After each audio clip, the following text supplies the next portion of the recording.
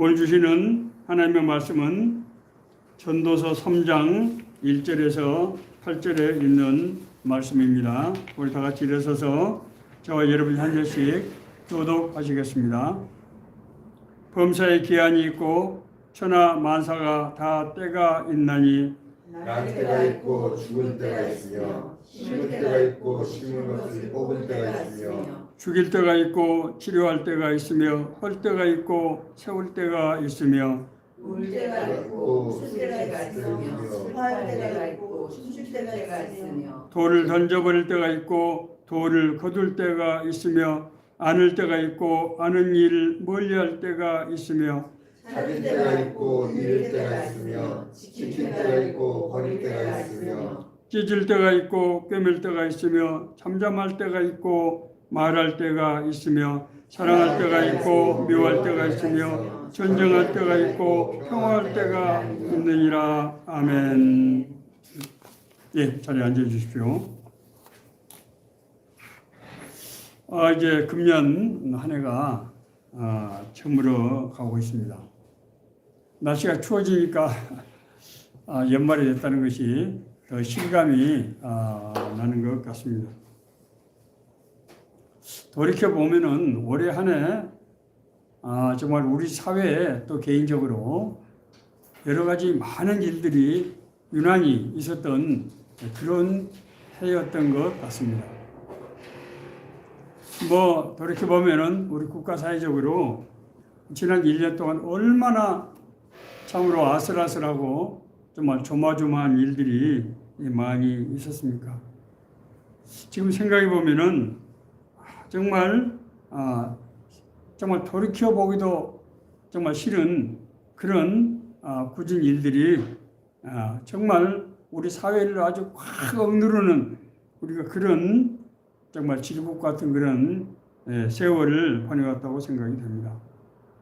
그런가 하면은 우리가 정말 가슴을 쓸어내리는 그런 다양한 일들도 있어서 정말 우리가 앞날에 대해서 기대와 소망을 가질 수 있게 되었고 정말 이것이 하나님의 은혜다 그런 생각을 합니다. 사실은 개인적으로도 우리에게 많은 여러분들도 여러 가지 일이 많이 있으셨을 것입니다. 저는 아주 사랑하는 사람들을 상실하는 떠나보내는 그런 아픈 기억을 유난히 많이 갖게 되었습니다. 그러다가도 장마 속에서 언뜻 햇빛이 비치듯이 어떤 때는 정말 의미 있는 일, 또 행운을 가져다 주는 그런 일도 있지 않았나 그렇게 생각이 됩니다. 지금은 우리가 시기상, 절기상 예수 그리스도의 오심을 우리가 소망하며 기다리는 때입니다. 금년도 한 해를 정말 되돌아보면서 하나님 은혜에 감사하고 이제 새로운 2026년 우리가 바라볼 때 정말 주님의 오심이 우리 삶 가운데서 역사하시고 인도하셨듯이 우리의 행하는 일 가운데서 우리 삶 가운데서 하나님의 인도하시는 새로운 역사가 일어나기를 간절히 바랍니다. 이제 금년 한 해를 정리하려고 할 때 가만히 제가 생각을 해보니까 이 말씀이 생각이 났습니다. 오늘 말씀은 이 말씀 전도서는 구약성경 전도서는 정말 지혜의 대명사라고 할 수 있는 솔로몬 왕이 지은 그런 글로 알려져 있습니다. 여러분 아시는 대로 솔로몬은 정말 하나님께서 인간으로서 상상할 수 없는 그런 지혜를 주셨고 그 지혜를 받아서 나라를 통치했던 사람이고 정말 솔로몬의 어떤 잠언들을 보면은 정말 인간으로서 어떻게 이런 글을 쓸 수 있는가 하는 그런 생각이 들 정도입니다. 그러나 그럼에도 불구하고 그는 참으로 여러 가지 굴곡진 그런 인생을 이제 보내고 나서 노년에 말년에 이제 지나간 세월을 되돌아보면서 쓴 글이다 그렇게 학자들은 얘기하고 있습니다. 먼저 이 저자는 이렇게 범사에 기한이 있고 천하 만사가 다 때가 있나니 라고 이 말씀을 시작하고 있습니다. 기한과 때가 있다고 하는 것은 무엇을 의미합니까? 어떤 목적이 있다는 거 아니겠어요?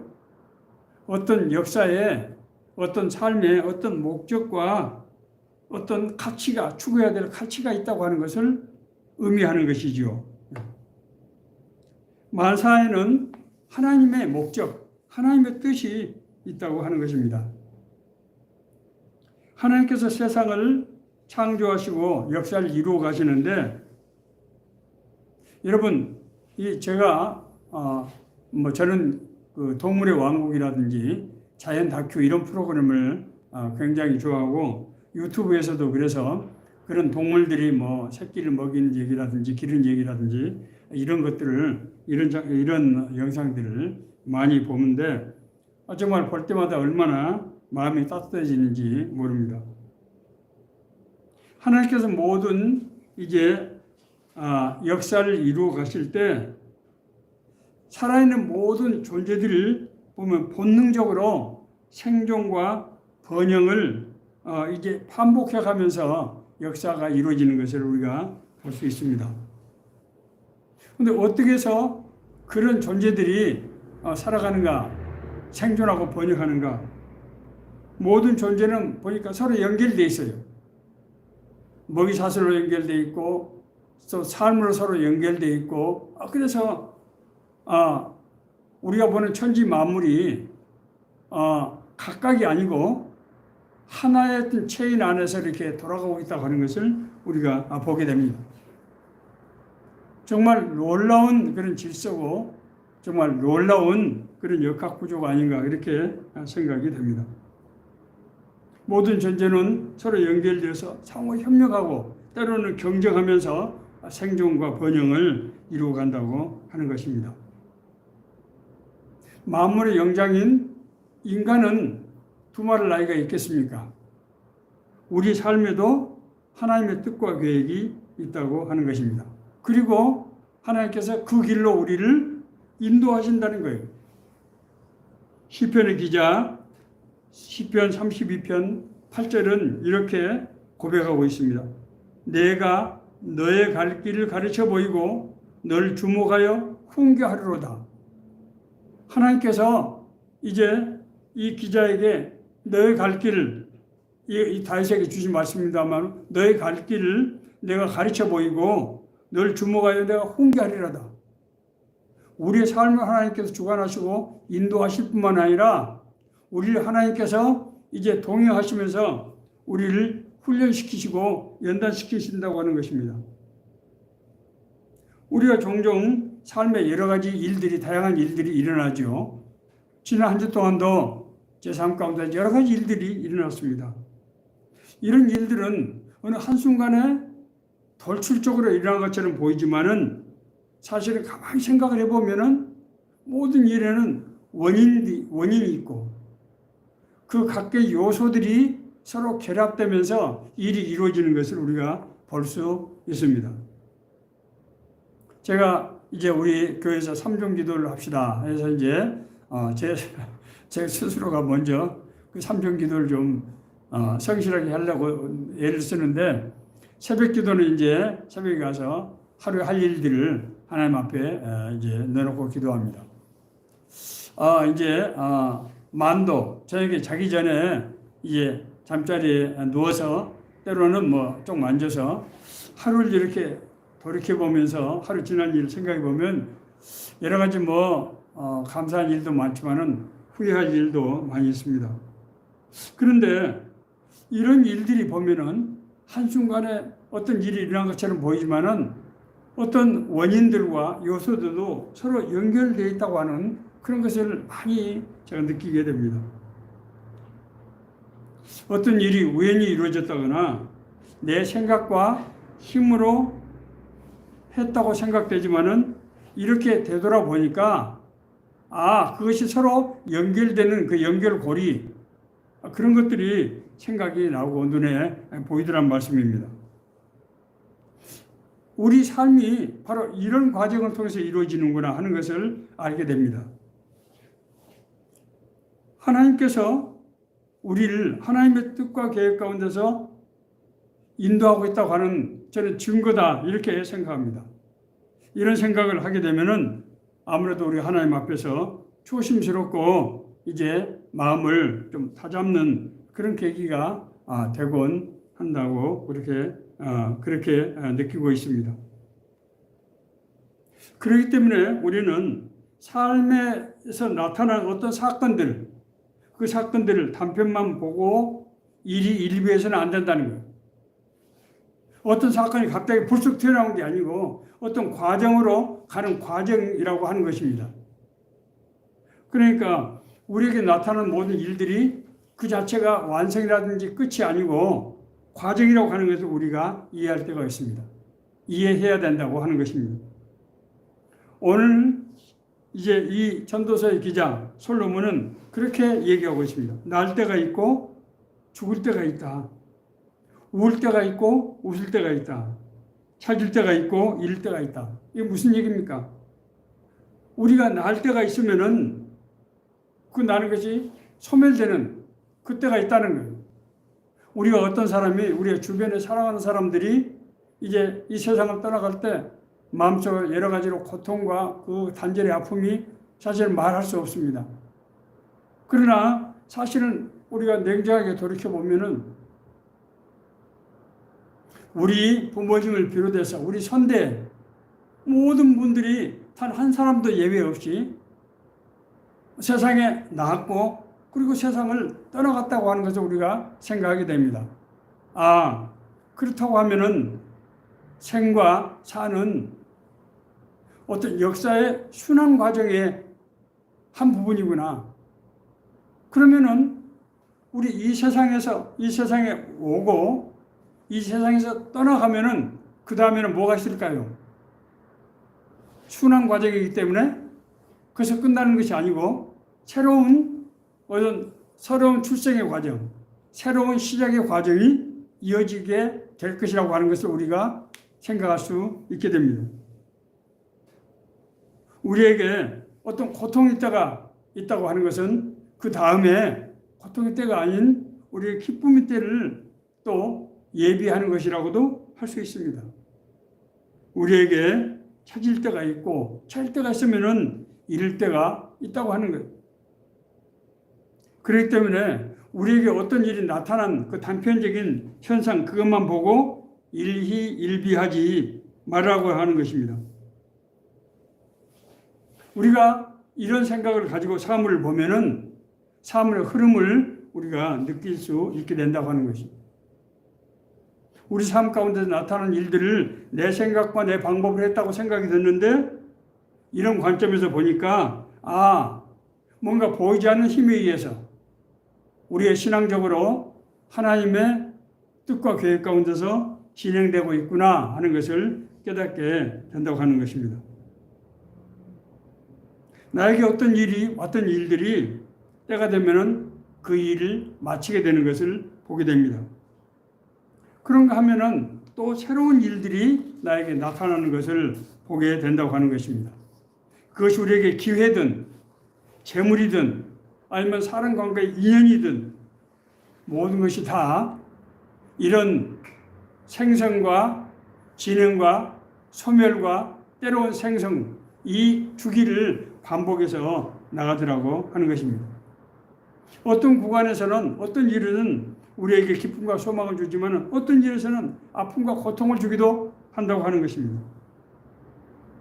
우리의 어떤 행함으로 우리가 그런 결과가 나기도 하고 아니면 우리의 의지하고는 전혀 관계없이 우리가 뜻하지 않은 일을 통해서 우리에게 기쁨과 소망이 오고 때로는 그 반대 역사도 있더라고 하는 것입니다. 제가 젊은 시절에 김선도 목사님으로부터 세렌디비티라고 하는 설교를 제가 들은 기억이 이제 설교를 준비할 때 그 설교가 생각이 났습니다.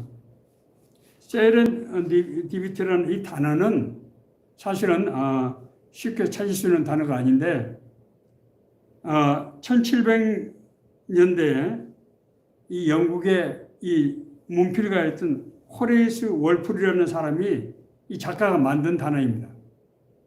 여기서 세렌디비티, 세렌디비라고 하는 것은 스리랑카, 오늘 여러분 그 저쪽 서남아시아의 맨 밑에 이렇게 스리랑카의 옛 이름이 세렌디비입니다. 거기에 새 왕자 얘기라는 그런 동화 같은 소설을 썼는데 거기에 이제 여러 가지 우화들이 나옵니다. 어떤 얘기들이 나오는데 그 중에 하나만 제가 말씀드리면은 왕자 중에 한 사람이 자기가 애지중지하던 명마가 있었어요. 아주 훌륭한 명마가 있었는데 어느 날 명마가 그냥 호련히 집을 나가버린 거예요.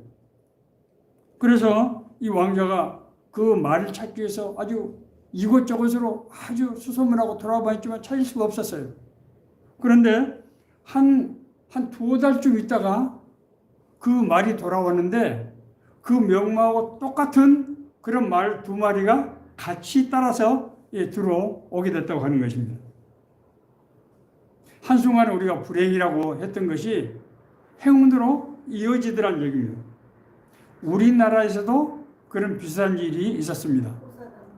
제가 1970년대에 제가 지난 90년대 제가 어떤 기사에서 제가 들었던 것이 생각이 났습니다. 그 사진도 제가 봤는데 사진 작가가 농촌에서 노인들이 타작을 하는 마당에서 집 앞에 마당에서 타작하는 사진인데 이 사진을 촬영했어요. 사진이 아주 선명하게 잘 찍혀 있더라고요.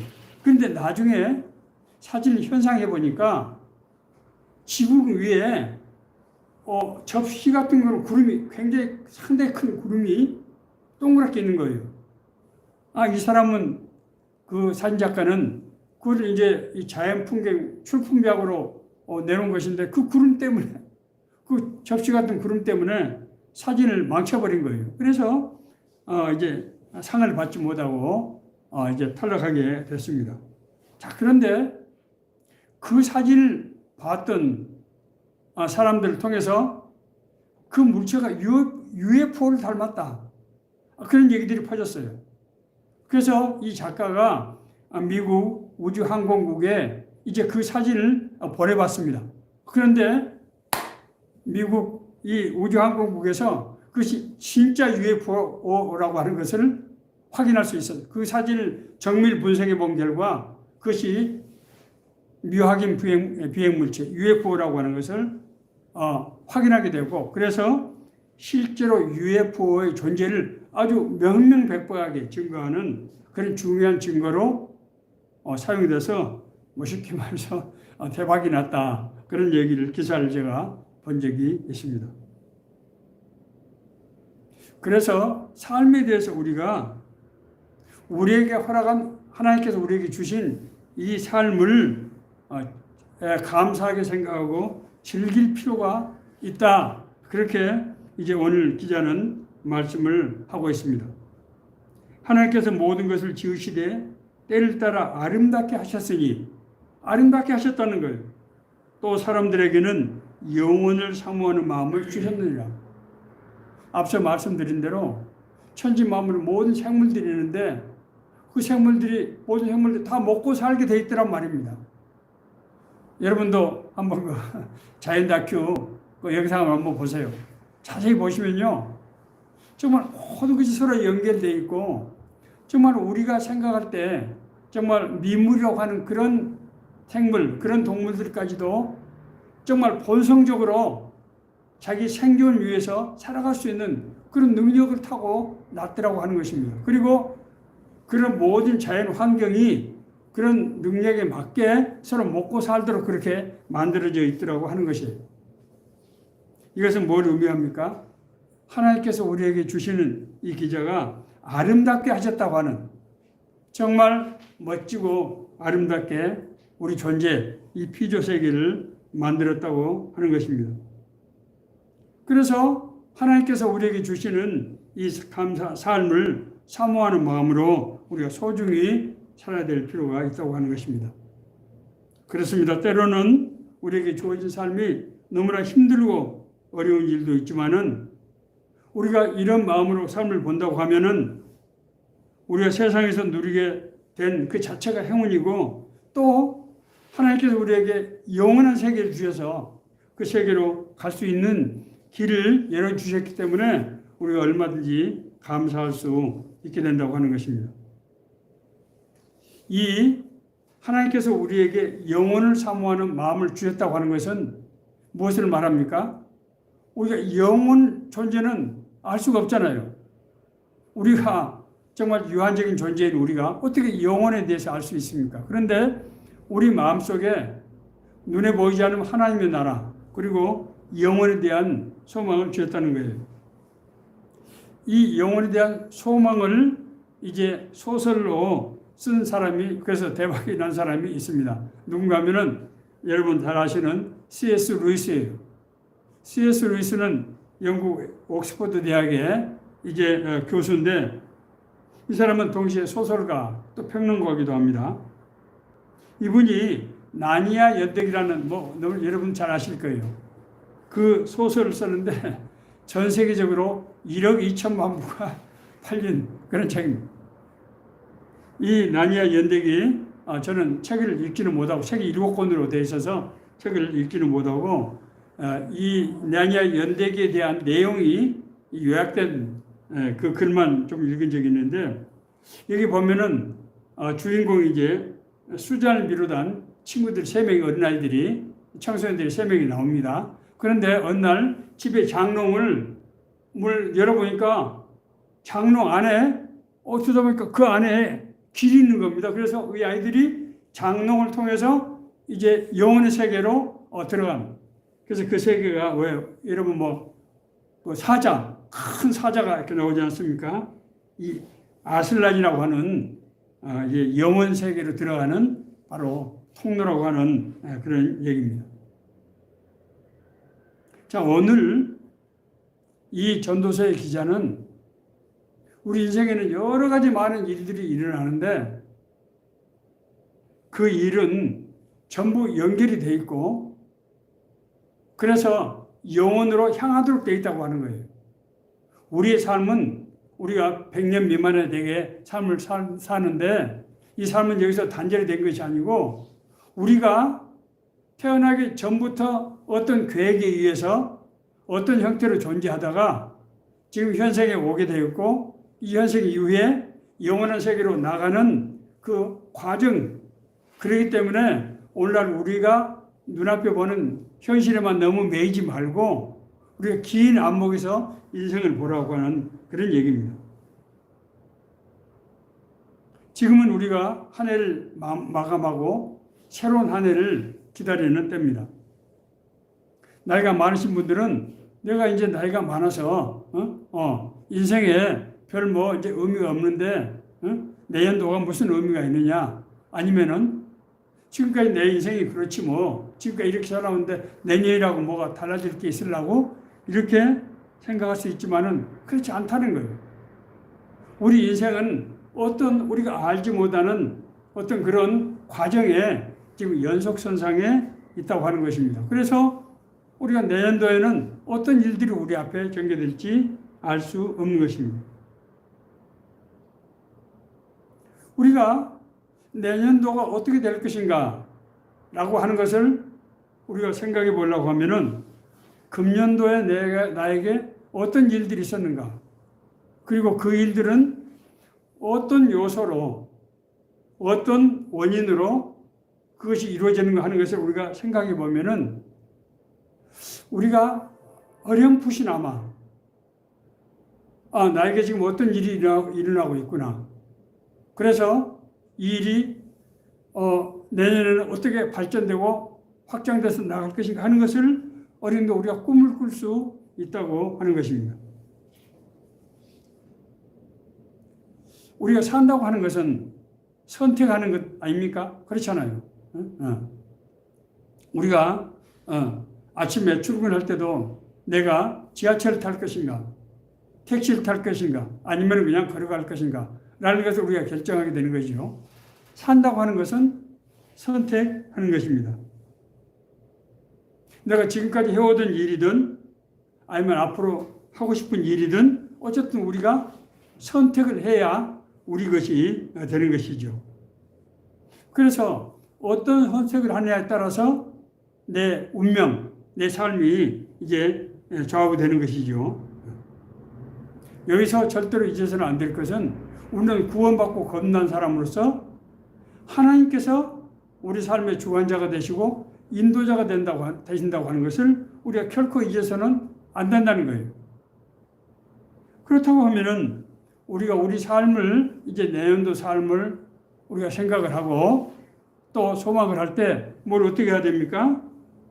하나님 앞에서 우리가 이 문제를 이제 의논하고 기도하는 것이 절대로 필요하다고 하는 것입니다. 내가 지금 처해 있는 상황이 하나님의 뜻 가운데서 어떤 의미가 있는 것인가 하는 것을 우리가 생각해 볼 필요가 있다고 하는 것입니다. 앞서 말씀드린 대로 이것을 우리가 알라고 하면은 현 시점에서는 잘 안 보일 수가 있어요. 우리가 지난 1년 동안의 삶을 한번 곰곰이 되돌아보면은 우리가 그런 것들을 어느 정도 판단을 할 수가 있다고 하는 거예요. 자, 어쨌든 우리는 내년도에도 365일을 계속해서 선택을, 하루에도 몇 번씩 선택을 하게 될 것입니다. 우리가 하나님 우리 삶을 주관하시고 인도하시다고 할 때 우리가 어떤 선택을 할 것인가 하는 데 대해서 아주 중요한 지침을 주고 있는 분이 있어요. 제가 자주 말씀드리는 달라스 윌라드 목사님입니다. 이분은 하나님의 음성이라고 하는 기독교 서적으로서는 아주 유명한 그런 아주 영성의 대가인데 하나님의 음성이라는 책에서 우리가 하나님의 뜻을 분별하는 방법, 하나님께서 인도하신 것을 분별하는 것을 세 가지 우리에게 이제 일종의 공식을 주고 있는 것을 우리 볼 수가 있습니다. 자, 첫째, 내가 하려고 하는 일, 내가 계획하는 일이 하나님의 말씀에 합당한 일인가 하는 것을 생각해야 된다는 거예요. 이 말씀을 하는 것이 하나님의 공의, 하나님의 사랑에 합당한 일인가? 아니면은 하나님의 사랑, 공의에 합당하지 않은 일이면은 가급적 하지 말라고 하는 것입니다. 자, 두 번째로 이 일이 나의 형편과 처지, 나의 환경하고 이것이 맞는 것인가? 제가 그랬잖아요. 제가 젊은 시절에 산기도를 이제 우리 선교에서 자주 가는데 가서 기도를 하면은 기도가 점점 깊어져 가지고 막 나도 모르는 그런 이상한 막 생각들이 떠오르게 되고 하는데 이러다가 하나님께서 나를 아프리카 선교사로 보내신 것이 아닌가 하는 것이 겁이 나서 그냥 일어서 버렸다고 그랬잖아요. 지금 제가 발을 구르며 후회하고 있는데 내가 지금 하려고 하는 일, 내가 꿈꾸는 일이 나의 형편과 처지에 맞는 것인가? 하나님께서는 우리에게 전혀 생뚱맞게 우리에게 전혀 감당하지 못한 그런 일을 하시지 않는다고 하는 것이에요. 하나님은 우리 형편과 처지를 너무나 잘 아시기 때문에 우리에게 맞는 우리가 할 수 있는 일로 인도하신다는 거예요. 세 번째는 어쨌든 이 일이 내 마음에 이끌림이 있는가 하는 거예요. 네. 정말 이 일을 생각할 때 이 일이 좋은 일이다, 의미 있는 일이다. 어쩐지 이 일은 하기가 싫고 뭔가 거부감이 생기고 이럴 땐 하나님의 뜻이 아니라고 봐도 된다고 하는 것입니다. 제가 세 가지 요소를 말씀드렸습니다. 하나님의 말씀에 합당한 그런 일인가? 두 번째, 뭐예요? 나의 환경하고 합치가 되는가? 나의 조건이 맞는가? 세 번째, 내 마음에 기쁨과 이끌림이 있는가? 자, 두 번째로 우리가 어떤 일을 판단해야 될 것인가? 판단할 때 내 지금 위치가 어디에 있는가 하는 것을 생각하는 것이 아주 중요해요. 왜냐하면 아까 말씀드린 대로 우리의 모든 일은 갑자기 튀어나왔다 갑자기 사라지는 것이 아니고 어떤 과정의 연속선상에 그 연속선상에 있기 때문에 내가 지금 위치가 출발점에 있는가 아니면 완성점에 와 있는가 아니면 중도에 있는가 하는 것을 우리가 어느 정도 판단해야 된다고 하는 것입니다. 이 위치를 잘 알지 못하면은 우리가 시행착오, 실수를 하게 됩니다. 진행 중인 일을 성급하게 내가 마무리해버린다든지 이런 경우가 많이 있죠. 어떤 일을 해보니까 일이 안 되는 거예요. 그래서 그냥 쉽게 포기해버립니다. 엘리야는 갈멜산의 대결에서 바알과 아세라신 400명, 450명, 850명과 대결해서 하나님께서 엘리야와 함께 하신다고 하는 증거를 불세례로 보여주셨잖아요. 그런데 비가 와야 되거든요. 3년 6개월 동안 가뭄이 왔기 때문에. 그런데 이제 자기 사환을 데리고 가서, 자기 제자지요, 데리고 가서 무릎 꿇고 이제 기도를 하는 겁니다. 그런데 기도를 아무리 해도 아무런 징조가 안 보이는 거예요. 기도를 몇 번 했습니까? 7번을 합니다. 7번. 여기서 7번이라고 하는 것은 7번 했다는 의미보다는 기도를 엄청나게 많이 했다는 거예요. 그런데 마지막 7번째 기도를 하고 사환을 보고 가서 한번 확인해 봐라 했더니, 선생님, 손바닥만한 구름 한 조각이 떴습니다. 라는 보고를 하는 거예요. 그러면 빨리 가서 왕에게 가서 지금 비구름이 몰리니까 빨리 피하라고, 빨리 들어가라고. 그렇게 전해라. 그러나자 정말로 이 아주 억수 같은 비가 3년 6개월 만에 쏟아졌습니다. 우리가 어떤 일을 할 때 이 성과가 신통치 않아요. 그러면 흔히 바로 거두는 경우가 있는데, 거두고 났더니 또 자기가 못했던 그런 기회들이 이제 일어나고 하는 그런 경우도 많이 있게 됩니다. 제가 지금 드리고자 하는 말씀은 자기 생각으로 판단을 하지 말고 하나님께 기도해서 진정으로 이것이 지금 내가 마무리할 때인가, 아니면 새롭게 시작해야 될 때인가, 아니면은 중도의 과정에 있는 것인가 하는 것을 우리가 분별해야 된다고 하는 것입니다. 자, 마지막으로 한 가지 중요한 말씀을 드리겠습니다. 우리는 어떤 일을 하든지 간에 우리는 하나님의 자녀이며 하나님 나라의 상속자라고 하는 것을 절대로 잊어서는 안 된다는 거예요. 왜냐하면 하나님께서 우리 삶을 주관하시고 인도하시는 것은 무엇 때문입니까? 우리가 하나님의 자녀일 뿐만 아니라 하나님의 나라를 이루는 상속자이기 때문에 그러는 거예요. 하나님께서 우리에게 어떤 사명을 기대하시고 맡겼다고 하면은 어떻게 하시겠습니까? 하나님께서 네가 알아서 해라, 그렇게 하실 리가 없는 거죠. 우리를 인도하시는 거죠. 그래서 바울사도는 불심의 소망이 무엇인지 알아야 된다고 에베소 교인들에게 첫 번째로 얘기를 하고 있는 거예요.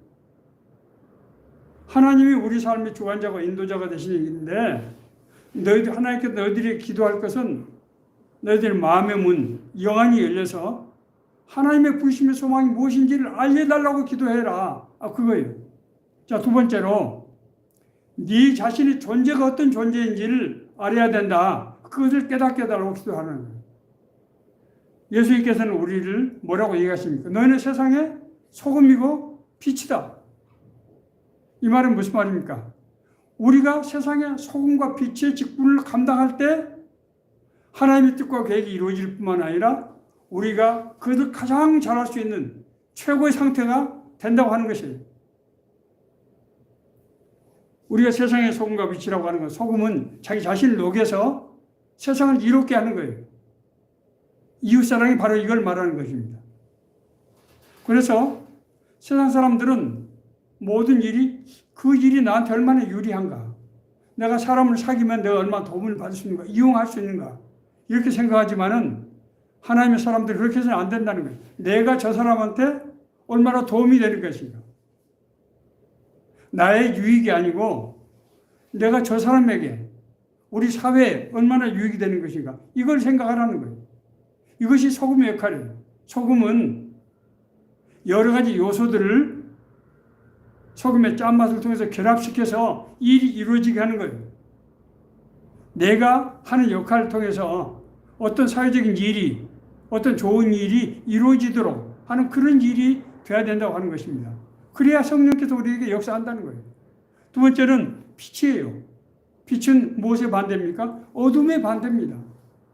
우리가 하는 일이 절대로 어두운 일에서는 안 된다는 거예요. 어둠에 빛을 발하는 일이에요. 어떤 일이 빛을 발하는 일입니까? 사회적인 정의를 세우는 일.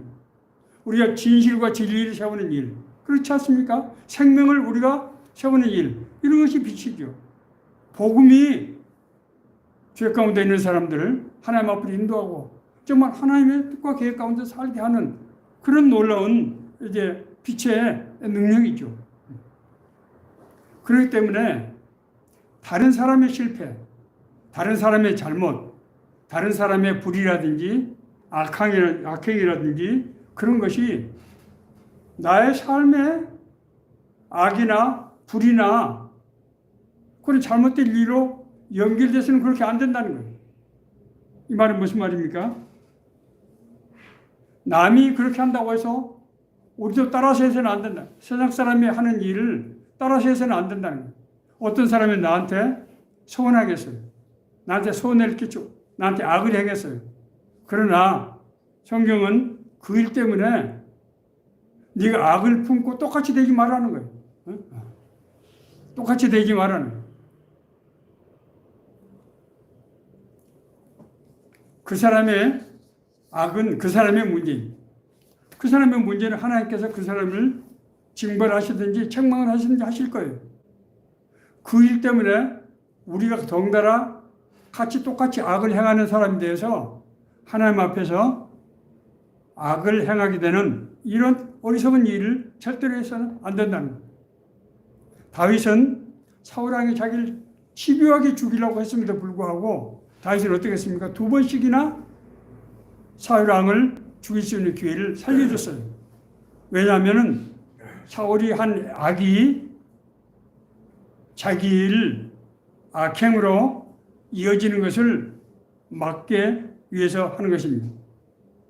사울 왕은 결국 하나님으로부터 버림을 받고 비참한 죽음을 맞게 되었지만은 놀랍게도 다윗은 그 사울의 왕의 나라를 이어받아서 하나님께서 기뻐하시는 그런 나라를 세우게 됐던 것입니다.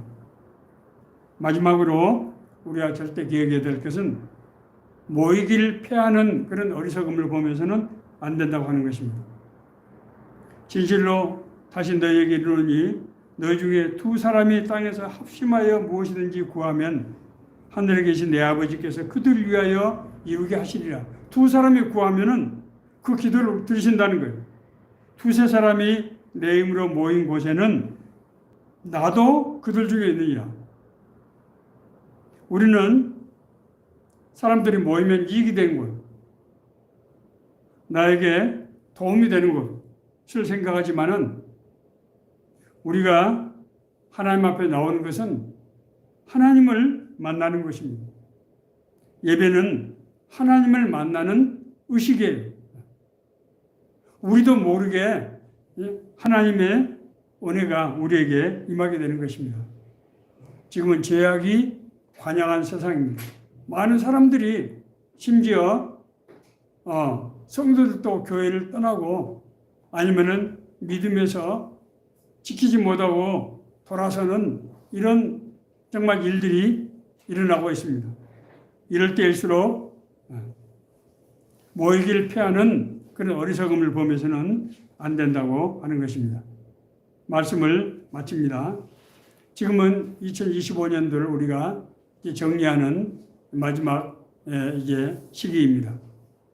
우리가 지난 1년을 돌이켜보고 정말 나에게 일어났던 일들이 왜 어떻게 해서 그런 일들이 일어났는가를 생각해보고 2026년도를 위해서 우리가 교회를 위해서 우리 개인의 삶을 위해서 우리 가족을 위해서 하나님 앞에서 기도하고 소망하는 그런 마음을 가져야 되겠습니다. 네, 감사합니다.